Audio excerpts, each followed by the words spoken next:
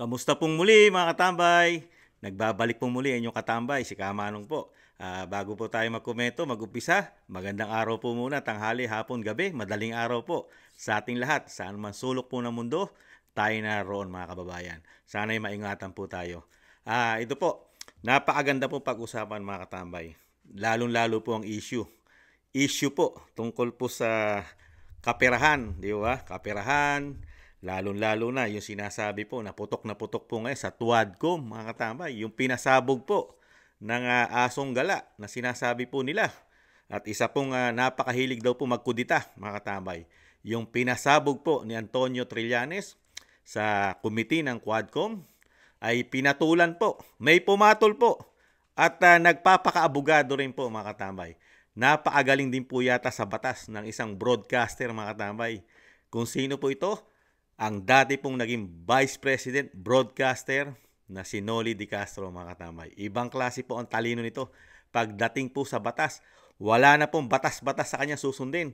Basta kung ano yung sinabi niya sa kanyang programa ay kailangan na po sundin yata, mga katambay. Kahit po ng isang dating presidente, Rodrigo Roa Duterte, mga katambay. Bakit daw po hindi pinirmahan ang hamon, mga katambay, ang hamon ni dating Senador Trillanes, mga katambay? Alamin po natin kung paano po ito batikusin at banatan ng napakagaling na abogado ni dating Pangulong Duterte, si Attorney Sal Panelo. Pakinggan po natin at komentuhan po natin, mga kababayan. Bakit uminit ang kanyang ulo? Dahil ba doon sa waiver? Sayang naman yung microphone. So, hindi pinanindigan ni Pangulong Duterte ang kanyang sinabi na pipirma siya ng waiver? Ano po ang sabi niyo sa comment ni Noli Di Castro? O ano naman comment nitong pinaka-inutil na naging vice presidente ng bansa? Hindi pinanindigan ni Pangulong Duterte ang pag-sign sa waiver. Sayang naman daw yung microphone na ibabato. Sira ka pala eh. Oy, Noli, you don't know what you're talking about. In the first place, he has already signed a waiver. Kung ikaw palibasa may edad ka na hindi mo na naalala yung 2016 nung nag-abogado ako sa kanya. May dala na nga akong waiver Hanggang ngayon, valid pa yung waiver na yun. Hanggat hindi niya tinatanggi. Binalidate niya na nga Pangalawa, kahit may waiver, kung joint account, kailangan yung kabiyak niya o si VP Sara kung ka-joint account niya o sino bang ka-joint account niya, may waiver din. Yan ang problema. Pag hindi mo linya, Noli, tumahimik ka. Magkaibigan tayo, pero kumisa nakakapundi ka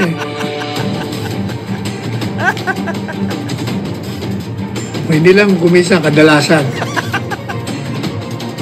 Gumaya lang nga, alam mo yung pananamit niya? Wala mo kung kanino gumaya yan. Kaya lang, mali na yung pagaya, mali ang mga kulay. Ako, ang paboritong guest naman kaya noon Corina, yan, si Tim Taylor. Diyan nila nakita yung mga, mga fashion suits. Mga branded suits. Ginagaya niya. Kaya lang, Noli, kung sino man ang fashion stylist mo, yung mga kulay combination mo, ako, Diyos ko, ano ba yan? Ayan, nakatsawan tuloy. Kaganda-ganda kasi hindi kita sinasaling. Hindi kita pinupulaan o pinupuna. Kasi nga, wala naman akong nakita ng mga nakaraan na dapat ipula sa'yo. Pero ngayon, lately, hindi magaganda mga banat mo Gaya nung akala mo kung sino kang yung parang binubuli mo o niyayari mo yung isang abogado. Mali yun. Ngayon naman, bumabanat ka na naman. Hindi pa pwede yan, Noli. Mabuti na yan, pinupuri kita kaysa binibira kita. Yun din nasabi ko kay Martin Sabi ko, Martin, mas maganda, gusto mo maging presidente, mas maganda pinupuri kita sa programa mo kaysa kinikriticize kita. Huwag kang bastos. Wala, binanatan ka ni Noli Di Castro. Wala ka daw isang salita. Bakit daw? Sinabi mo, sasayang ka ng waiver, tapos kinukontra mo. Kaya binira ko siya, sabi ko, Noli, ikaw ang pinaka-inutil na vice presidente ng bansa Nagsasalita ka na hindi mo alam. Alam mo ba ako na yung waiver ni Presidente Duterte, matagal niya nang ginawa yon nung 2016 pa. Kinover mo pa nga ako. Ayan mga tambay, malinaw na malinaw po ang pahayag ng napakagaling pong abogado na naging secretary po ng dating Pangulong Duterte, si Atty. Sal Panelo. Ayan, nakakatiking pa tuloy ngayon. Vice President daw, kuno, dating Vice President, mga kababayan. Ano po sabi ni Atty. Sal? Ikaw daw po, Mr. Noli de Castro, ang pinaka-bobo. Pinaka-tanga, kasama ng bobo yun eh. Tanga. Na naging presidente po ng bansa. Napakatinding insulto yun. Bakit po nasabi ng isang batikan at napakagaling sa batas? Pinag-uusapan kasi tungkol sa batas sumisingit ka, hindi mo naman alam ang proseso ng batas. Broadcaster ka. Kaya nasabihan ka tuloy, doon sa pinapasok mo, mali kasi ang pasok mo Mr. Noli de Castro, ang dating Vice President. Mali ang pasok mo. Hindi kasi usapin ito ng programa ng telebisyon o pinikula. Di ba? Usapin po ito ng batas. Di ba? Nagsasampa kasi at gustong papirmahin ng waiver itong dating Pangulong Duterte. Pumirma nga siya ng waiver. Kaya lang, ang pagkakamali ni Trillanes, Mr. Noli de Castro, hindi niya po inalam na yung gusto niyang papirmahan ng waiver, na gusto niyang buksan ang account ni dating Pangulong Duterte ay joint account. Tama po yun Hindi mo pwedeng isa lang ang pipirma ron dahil joint account. Kailangan mo rin papirmahin ng waiver yung ka-joint account. Ginawa po ba? Di po ba hindi naman ginawa ni Antonio Trillanes? Nakatutok lang po siya kay President Rodrigo Duterte noong mga panahon na yon. Di po ba? Kasalanan po ba ni dating Pangulong Duterte yon? Nakatutok ka lang sa waiver ng isang account na joint account? Di po ba? Kayo ang may diferensya noon, hindi si dating Pangulong Duterte. At hanggang ngayon, ayon na rin mismo sa isang napakagaling na abogado na hanggang ngayon, active pa yung waiver, yung ginawang waiver ni dating Pangulong Duterte. Pupwede pa rin, continue pa rin kasi hindi pa naman pinagbabawalan o ini-stop ni dating Pangulong Duterte. Nakakahiya. Kasi isa kang broadcaster pero yung binobroadcast mo, hindi mo alam. Kaya tuloy napulahan ka, nakakahiya. Naging Vice President ka pa naman, tuloy ngayon, natuliksa ka tuloy ngayon. Isa ka sa pinaka. Biro mo yung pinaka. Una-una, hindi ka magaling. Ginawa ka pang bobo na Vice President na ayon kay Atty. Sal Panelo, di po ba? Kasi isa pa, napakahirap sundin dahil abogado, una-una abogado si Sal Panelo. Abogado at prosecutor ang dating Pangulong Duterte. Di po ba? Saka nung panahon na yon, paano ka naman susundin ni dating Pangulong Duterte na sino ka ba? Judge ka ba? Supreme Court ka ba para sundin ka na isang presidente noong mga time na siya'y presidente? Nabuksan ang kanyang sinasabi mo nga doon nakatago ang pera na galing pa karamihan sa drug lord? Diriin niyo po yon. Uutusan mo isang presidente, pirmahan mo itong bangko mo, bigyan mo ko ng waiver. Pirmahan mo ito. At malalaman namin na ikaw ay may tinatago dyan. Biruin mo yon. Presidente, utusan mo.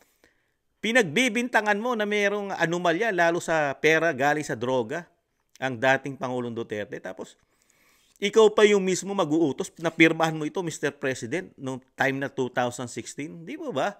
Talaga may diferensya ang utak pagka ganun. Abogado, prosecutor, presidente, uutusan mo para lang doon sa sinasabi mo, sisiraan mo ang presidente. Tapos siya pa yung magbibigay sa iyo ng information. Wala ka sa hulog noon. Kasama ni broadcaster Noli de Castro. Parehas kayong wala sa hulog noon. Dahil noong mga panahon na yon, unang-una, hindi nyo pwedeng kasuhan ng dating Pangulong Duterte. May immunity siya. Presidente siya. Di po ba? Kahit ano ang gawin nyo na ikaso, di ba? Mananatiling nakapending yon. Ano lang ang pwede nyong gawin para maging makatotohanan yung sinasabi nyong waiver, yung bangko na nilagyan ng isang damukal at kasama pa ang buong pamilya. Kasama pa ang buong pamilya. Doon sa inaakusahan mo Di po ba? Ano lang ang pwedeng gawin ng isang Antonio Trillanes na nung mga panahon na yun ay isa siyang senador. Senador po siya nun. Di po ba? Ano lang ang pwede niyang gawin dahil may immunity ang presidente ng Pilipinas. Di po, kahit si President Bongbong Marcos, may immunity yan. Hindi mo basta-basta pwedeng kasuhan yan. Ano lang ang pwedeng gawin yan? Impeachment. Di po ba? Sasampahan mo lang na impeachment. Di ba? Unang-una sa Kamara, tapos lilitisin sa Senado. Nangyari po ba yon? Isa kayong senador? Di po ba? Nagkaroon po ba ng impeachment para mapatunayan nyo? Kasi kung may impeachment, dun pa lang po pwedeng buksan yan yung mga sinasabi mong paratang. Magkakaroon na ng ground dahil may impeachment na ang Pangulo. Nakamukha nung ginawa kay dating Pangulong Estrada. Di po ba nabuksan yung mga sinasabi nga bangko? Di po ba na galing daw sa pera ng weteng? Di po ba? Nung mga panahon ni Chavit, Singson? Di po ba? Meron po bang naganap na impeachment? Vice President, dating Vice President Noli de Castro, meron po ba? Pangulo po siya noon. Ngayon naman po, kung sasabihin nyo na hindi na siya Pangulo at pipirma siya ng waiver, ordinaryo citizen po siya. Kailangan naman po, magsampa kayo ng kaso. Hindi nyo pwedeng utusan ng isang ordinaryo citizen na katulad ni dating Pangulong Duterte. Wala na siyang immunity, hindi na siya presidente. Ordinaryong mamamayan na siya ngayon. Ngayon, kung pinagbibintangan nyo siya na marami siyang pera galing sa drug lord o nakaw, kailangan nyo po magsampa ng kaso sa korte ngayon. Di po ba? Yun ang proseso ng batas. Noli.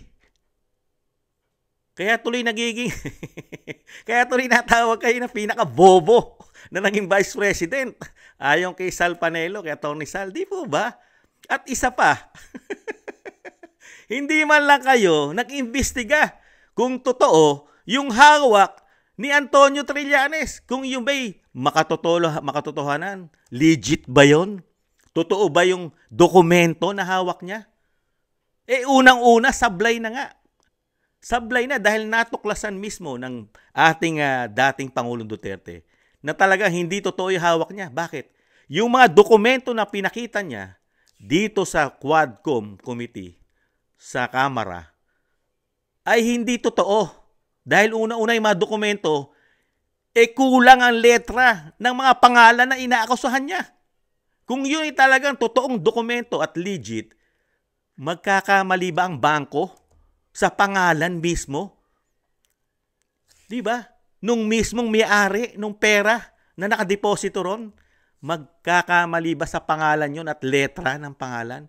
Ano sabi ni dating Pangulong Duterte? Mr. Noli de Castro, yung pangalan na inaakusahan ng kanyang asawa, si Ma'am Hanilet, kulang ng isang letra.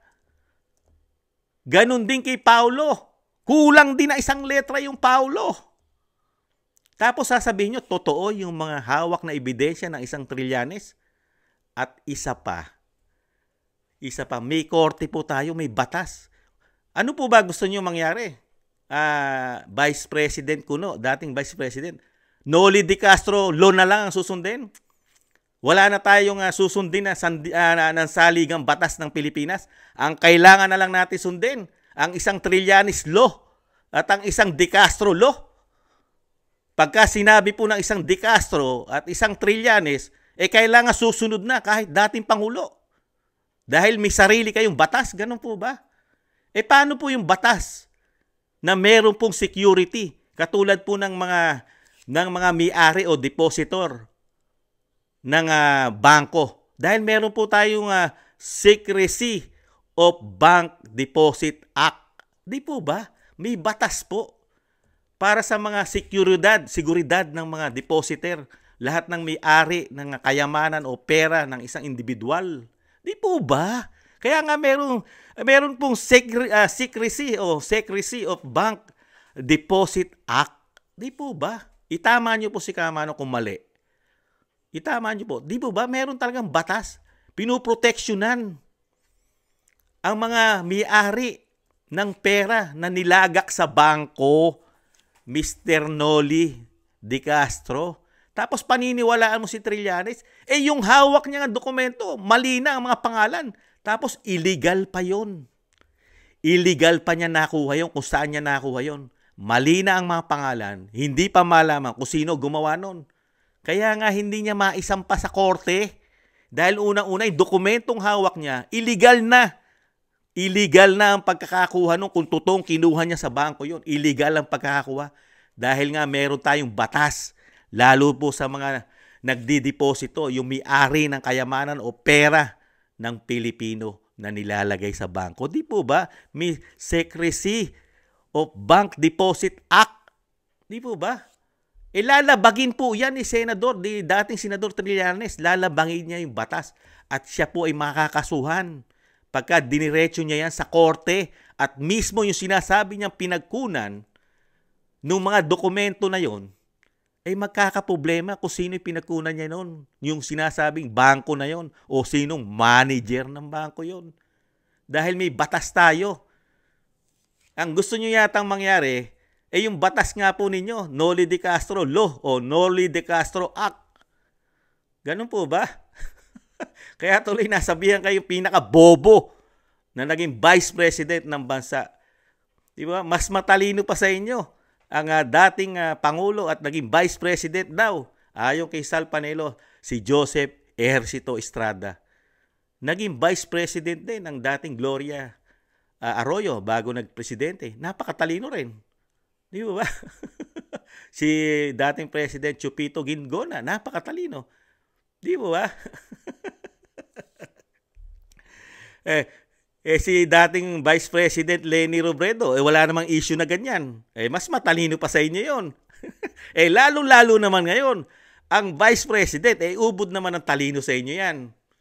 Dahil unang-una, siya lang ang nakaisip sa tagal, sa dami na naging Vice President sa ating bansa, siya lang ang nakaisip na lagyan ng satellite offices sa buong Pilipinas ang Office of the Vice President para makatulong sa mga Pilipino, lalo-lalo na sa mga problema, lalo sa sakuna.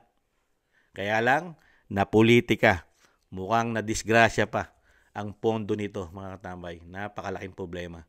Ang namumblema ngayon, ang mga mahihirap nating kababayan, tayo. Hindi naman ang mga politiko. Never magkaproblema ang mga politiko, lalo sa pera. Dahil nasa kanila ang pera ng bayan. Real talk. Di po ba? Kaya dito po, sa ginagawa po ni Noli De Castro, dahil na kahit ibalik tanaw natin, lagyan natin ng logic. Kaya po ito galit. Di ba? Kaya galit.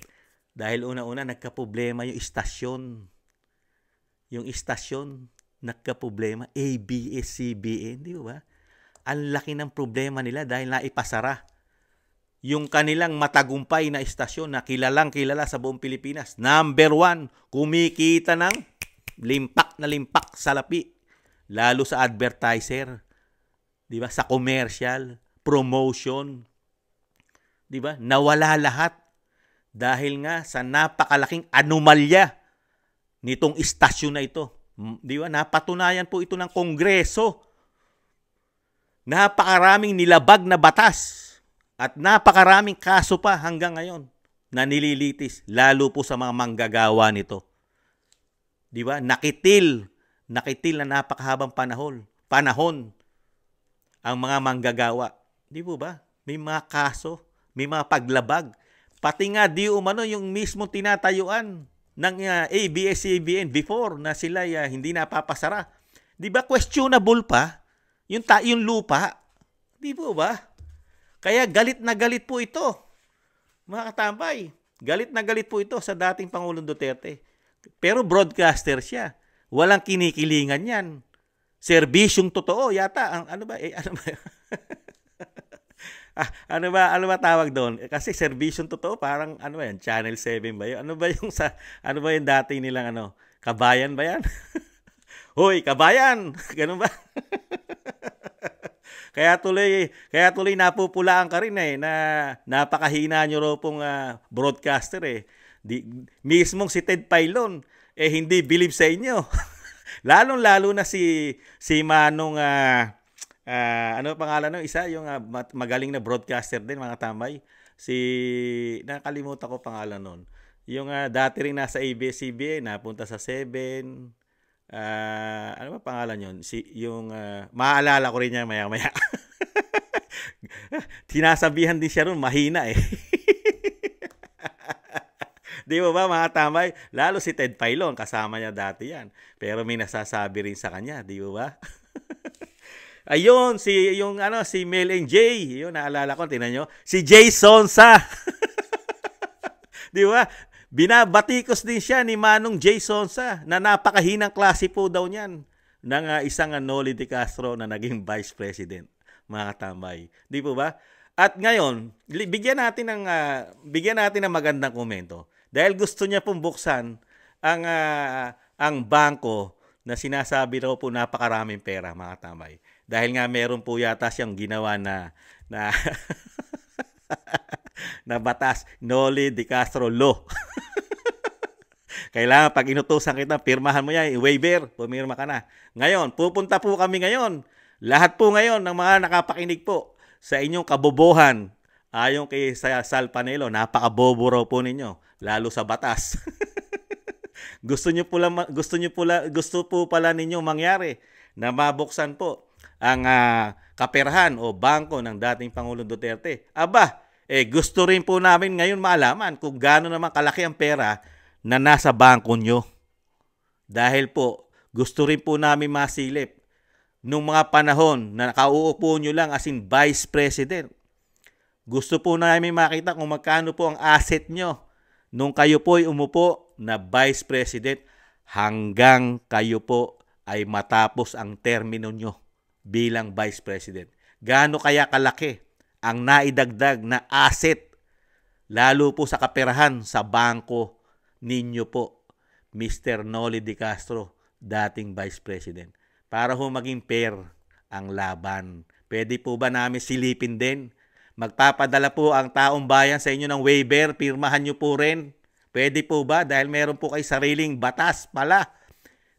Hindi po pala uubra sa inyo ang batas ng binuo at binalangkas ng Kamara at Kongreso at Senado at pinirmahan ng Pangulo at pinatutupad ng Supreme Court.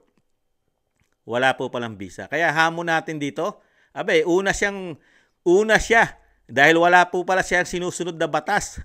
Wala po palang mga secrecy o yung sinasabi nga ng bangko, yung protection ng mga depositor, wala sa kanya yon, walang batas-batas sa kanya. Di ba? Kaya kailangan natin alamin kung magkano rin ang kaperahan niya. Nung magmula siya umupo na vice presidente for how many long years, ay alamin din natin kung gaano ang naidagdag sa yaman niya. Di ba? Kailangan computein natin. Makukompute mo yun sweldo ng vice president. Unang taon, pangalawang taon, hanggang 6 na taon. Di ba? Meron kaya? O baka naman mas malaki ang tinatago nyo. Di kaya? Nagtatanong lang po si Juan de la Cruz. Dahil una-una, pera din namin yung sinweldo nyo. Kabayan. Nakakahiya, no? Nakakahiya na dating presidente, tapos merong isang magaling na abogado na magsasabi sa'yo, dati kang presidente, kapita-pitagan ka, kagalang-galang ka. Tapos pagdating sa batas, bopols ka. Bopols ka raw, sabi ni Sal Panelo. At pinaka-bobo ka pa na naging vice president ng bansa. Kaya pala hindi ka na tumakbo na presidente. Dahil kung paniniwalaan namin na sinabi ni Sal Panelo, ni attorney, pinaka-bobo ka na vice president. Hindi ka nga pala magiging president kung paniniwalaan namin si attorney Sal. At pati kasuotan mo, may pinagkunang ka pa pala. Meron ka pang ina-idolize diyan sa kasuotan mo. Ang tanong ni Kamanong, ang ina-idolize mo ba sa mga stylan mo ay si attorney Sal? Tapos mismo yung ina-idolize mo sa mga kasuotan mo, kung si attorney man yan, siya pang bumati ko sa'yo. Ano sabi ni attorney? Manahimik ka kasi. Manahimik ka na lang para hindi ka maging bobo at tanga ayon kay attorney. Kasi mahirap yung yung walang alam sa batas tapos nagpapakatalino, madidisgrasya ka. Dahil yung may alam sa batas, expert niya yon, pinag-aralan niya yon, doon ka malilintikan. Tuloy ngayon, nagmumukha kang tanga ngayon na nababantad tuloy sa mga Pilipino kung gaano lang kaliit ang nalalaman mo, Mr. Noli de Castro, sa batas. Nakakahiya po tayo dahil naging Vice President po tayo ng bansa. Tapos ganun lang po pala. Kasimple. Hindi mo lang binigyan ng proteksyon. Kaming mga Pilipino na meron din kami kahit papaano na bangko at pera sa bangko na wala po pala proteksyon. Lalabas po kasi mga kababayan, walang proteksyon ng pera natin sa bangko pagka ganun. Dahil madali po pala nila mabuksan ito. Pagka ginamit natin yung Trillanes Law at Noli de Castro Law. Mga tambay, basta pinadalang ka ng waiver, pirmahan mo yung waiver na yan.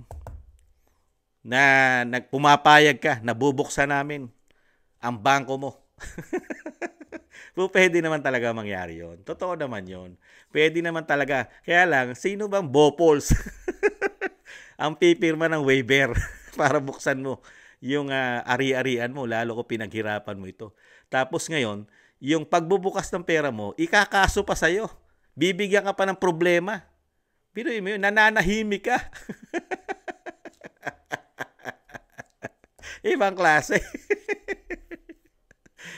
Saka nakakita, walang logic, Bibigyan mo ng problema, kakasuhan mo si dating Pangulong Duterte, pero siya ihingan mo ng waiver para yung matibay mong ebidensya sa kanya manggagaling. Masasabihan talaga kayo mga bobo at tanga. Ngayon, abangan nyo na lang po. Abangan nyo na lang po. Dahil nagsampa na po. Ayan, Noli de Castro, Vice President, dating Vice President. Abangan mo, sumama ka na po kay Antonio Trillanes. Ang napakahilig po sa kudita. Sumama ka na po, napakahusay nyo pala sa batas. Kailangan po ngayon ni Antonio Trillanes na magaling na abogado at magaling na broadcaster. Mukhang pwede po kayo doon. Dahil magaling po kayo sa batas at magaling po kayong broadcaster. Mukhang kayang-kaya nyo po ipanalo ang isasampang kaso ni dating Pangulong Duterte dahil siya po ay hindi na presidente. Wala na siyang immunity. Wala na, nada. Ordinaryo citizen po siya ngayon. Ngayon, pinaparatangan po siya na napakarami akusasyon ng dating senador na napakahilig daw magkudita. Sabi ng dating Presidente Duterte, ayan, sasampahan ka ng kaso. Ngayon, pagsampa sa kaso, ngayon, lahat ng ibinintang mo, kailangan mong patunayan sa korte. Hindi sa korte ni Noli de Castro. Sa totoong korte, patutunayan mo lahat yan, senador o dating senador Antonio Trillanes. Ikaw ngayon ang maghahanap ng matibay na ebidensya sa binintang mo sa dating Pangulong Duterte. Unang-una, hindi na siya presidente. Di ba? Kawawa. Ngayon, kunin mo na. Kunin mo na ang abogado, ang isang broadcaster, Noli de Castro. Mga tama. At isama mo na rin yung mga abogado sa Makabayan Black. Napakaraming mga abogado ron. Si Senadora de Lima, abogado yan. Si Senador Kiko, kunin mo na rin abogado yan. Mga maraming abogado. Si Shell Jokno, pagkukunin nyo na abogado yan. Di mo ba? Magsama-sama na kayo ngayon. Kasi ganun din naman ang ginawa nyo kay dating Pangulong Duterte. Pinagtulong-tulungan nyo doon sa Quadcom Committee. Nag-iisa siya. At hindi pa nirespeto dating Pangulong Duterte. Walang karespeto. Unang-una, ang sinasabing sundalong kanin ni Sir, wala ka malang narinig sa kanila. Lalo ang mga aktivista, ang Makabayan Black na sumusuporta daw sa NPA. Walang karespeto. Ni hindi pa sila nagiging presidente ng bansa. Ano ang hanapan mo sa mga ganyang klaseng tao? Unang-una, sila yung hindi sumusunod sa batas. Lalo sa pagrespeto, lalo sa naging commander-in-chief ng bansa. Di ba ba? Nakakalungkot lang. Good luck na lang sa'yo. Ngayon, Noli De Castro, dating Vice President. Ngayon, sumikat na naman kayo. Napag-uusapan na naman kayo sa social media. Sikat na naman kayo. Nalaman tuloy ngayon ng taong bayan na napakatalino nyo po sa batas. At kayo, ayan, nabansagan po tuloy tayo ngayon. Ang ganda po ng bansag sa inyo. Ang ganda ng legacy nyo ngayon. Hindi na kayo Vice President, pero nalagyan po kayo ng title. Nagkaroon po kayo ng bagong title. Hindi na po title ngayon Kabayan Noli De Castro. Kasi po ang titulo nyo si Kabayan Noli De Castro. Ngayon, ang bago nyong titulo, ang dating Vice President na pinakabobong Vice President sa Pilipinas. Ayon kay Sal Panelo, attorney. Ayon kay Attorney Sal Panelo, ang pinaka-bobo na naging Vice President ng Pilipinas ay ang kagalang-galang, kapitapitagang Noli De Castro. At least merong kapitapitagan at kagalang-galang. Di ba mga kababayan?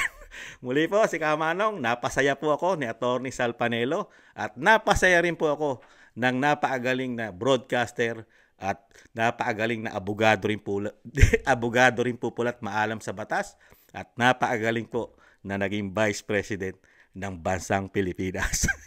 Maraming salamat po mga kababayan.